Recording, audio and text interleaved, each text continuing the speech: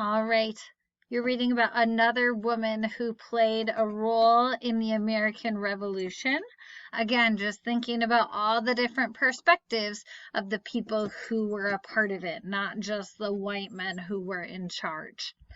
So the woman you're reading about today is named Phillis Wheatley. You'll read pages 12 to 21 or listen to them, and then answer the following questions.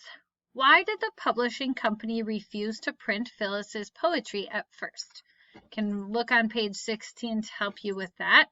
Make sure do read all of it, but if you're having trouble finding the answer, look there.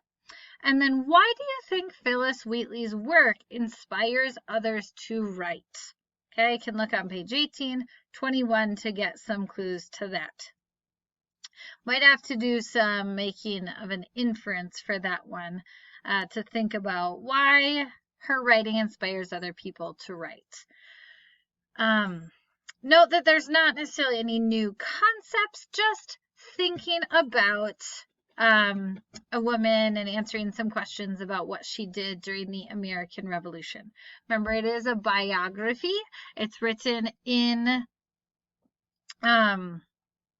chronological order, so in order of how it happened, a little bit about her life. Let me know if you have any questions, and good luck.